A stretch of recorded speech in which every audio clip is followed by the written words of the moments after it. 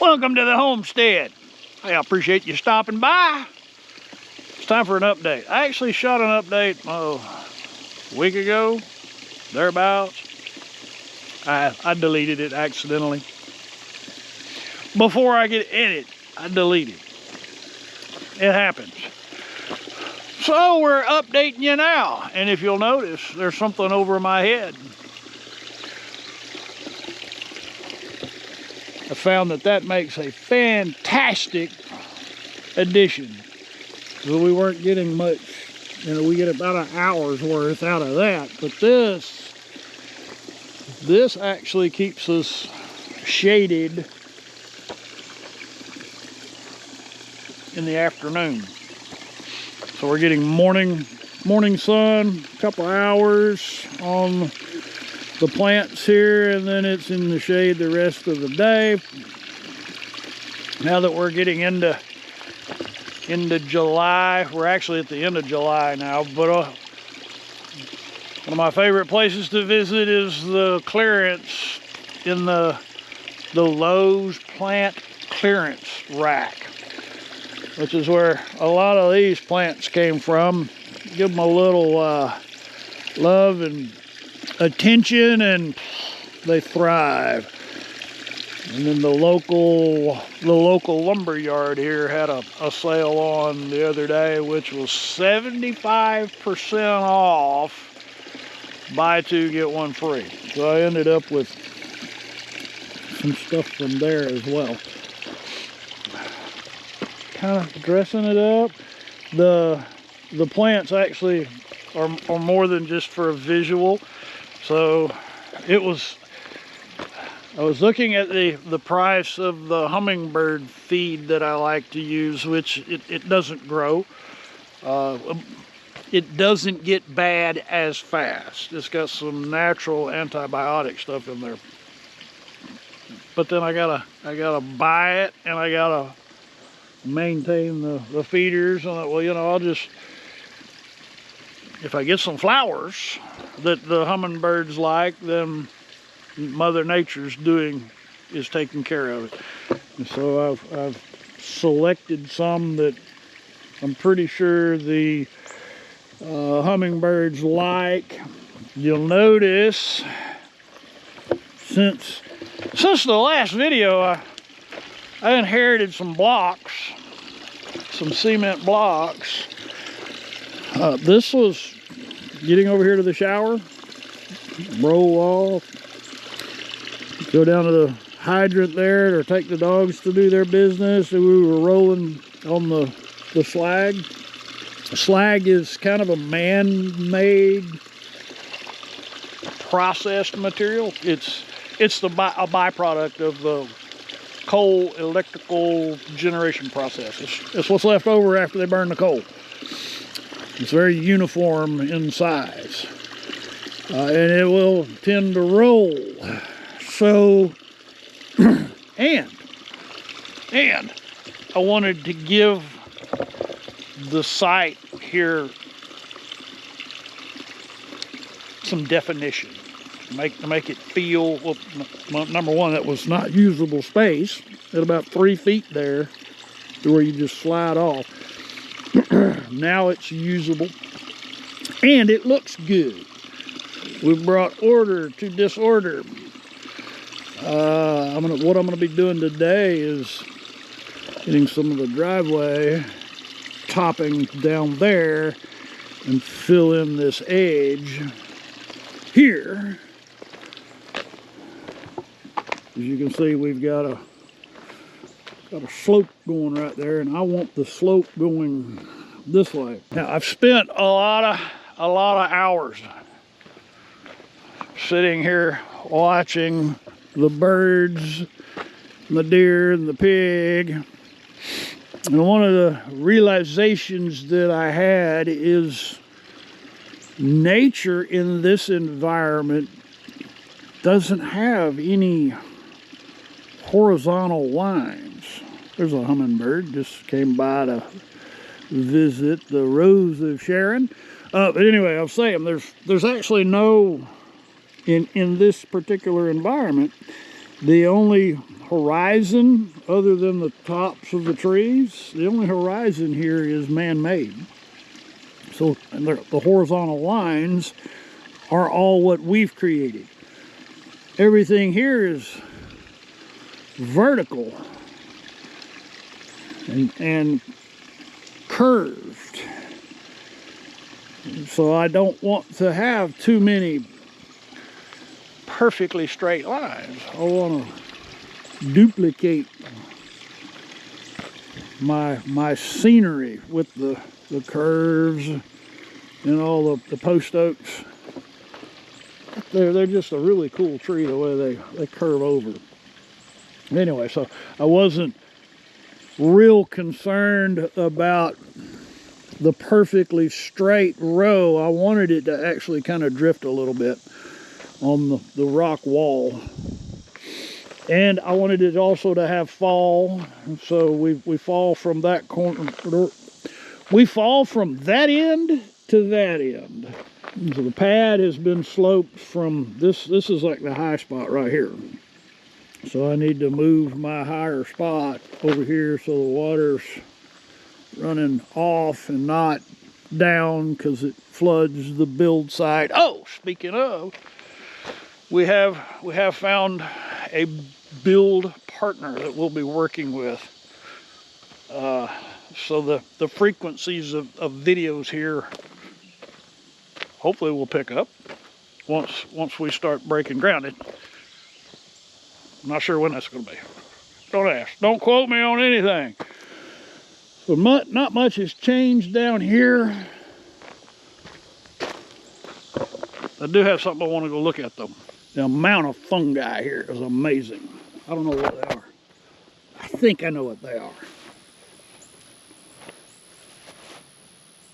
If you know what they are, post a comment down there and tell me, what are these? I got another one going over here that's really, really cool. Look at that. That is something else right there. And I'm pretty certain this is an elm oyster mushroom.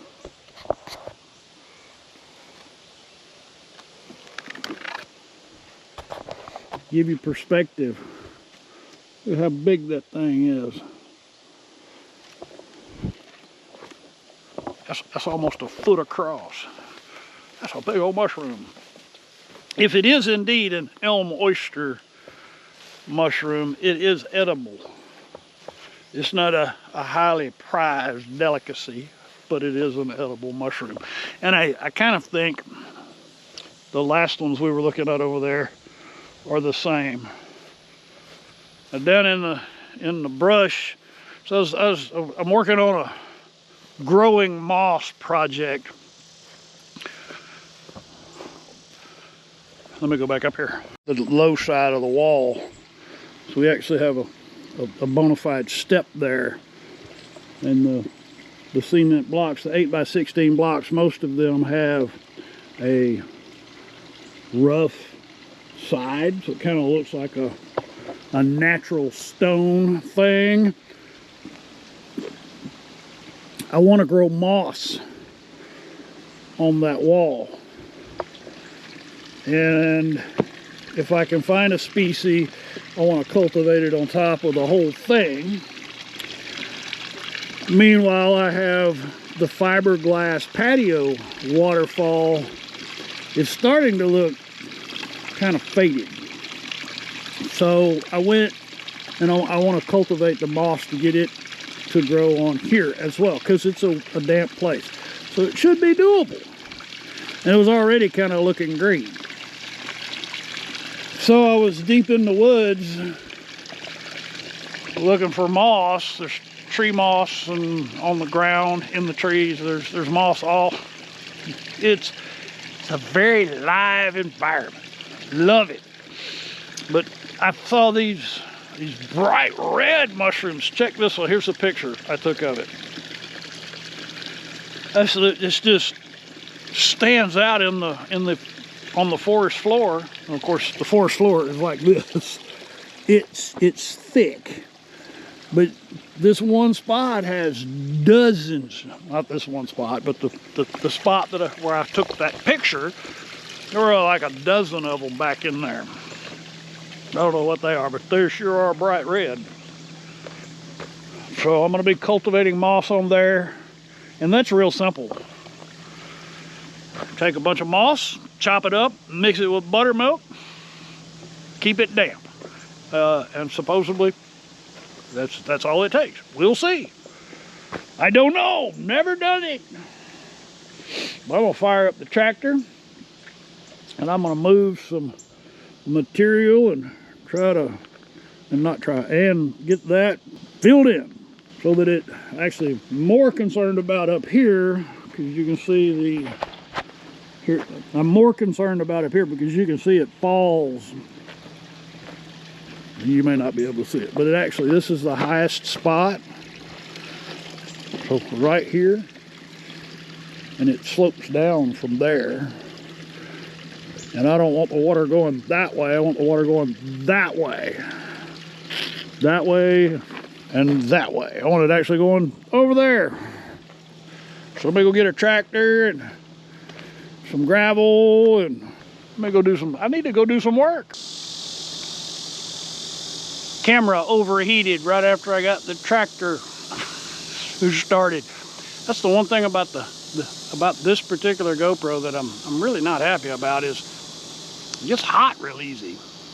Doesn't take very long for it to start shutting down in the heat. Anyway, it's the next day, and I did want to show you what we've done. So I think the last video you saw was just before I put up rework the whole shade. I've got stainless steel cables stretching that between the trees. The afternoon sun is now not heating the patio up. Has greatly helped with the temps in the coach as well. And of course, we have the outside swamp cooler. I pretty much keep that running most of the time. And it helps keep the cool temperature over here on the little plant project. We didn't, what am I trying to say?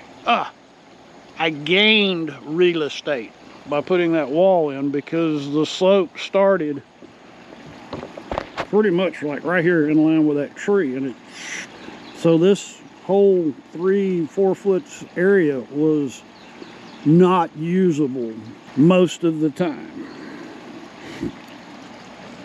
And when we would park, you had to be very careful about how close you got to that, because you'd step out and you'll notice I broke the end of my wall when I was packing it. That's all right. I've given up on the redneck hot tub that's in the shelter there. It's a 110 gallon tub, and I've been using bucket heaters that are designed to heat a 5-gallon bucket of water real quick. And I'm using it to heat 110 gallons. It's going for a couple of hours, and they're burning out. The longest I've had one last was about 3 weeks, 4 weeks. And that was actually the first one. Every one I've replaced it. I'm on my 5th, and they don't last very long. So it's like throwing good money into the tub of water. So we're gonna do something different, and that'll be the next video. I'm gonna do a project video.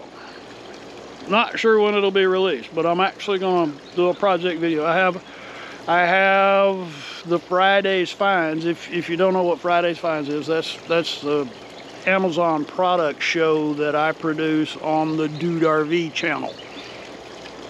And I've had a company that sent me a piece of equipment that's going to be utilized in this project. So I'm not going to, just stay tuned. Click on the subscribe button if you have not already, because we're going to build something together. That's my commitment. We're going to build something together, and it's going to accent this RV pad real well.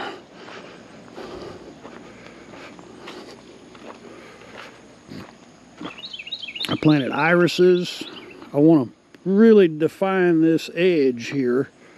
That was what I did yesterday. I had a bunch of irises that I bought for the last house. I was going to build a big iris bed, but never did. And I'm glad I didn't, because I brought all of those irises. So I've got like 10 different colors of irises planted right up against the wall. So it'll fill in and give us a real clear green definition. Safety, don't you know? And flowers are always nice. Grass is coming in. My buffalo grass has sprouted. That's what this is right here. Buffalo is slow, but once it's established. So I was having a conversation with the seed guy yesterday about buffalo grass. Buffalo grass has a root structure that goes down 32 inches, but there's only 7 to 10 inches above ground. So right now, all of this grass is going down more than it's going up.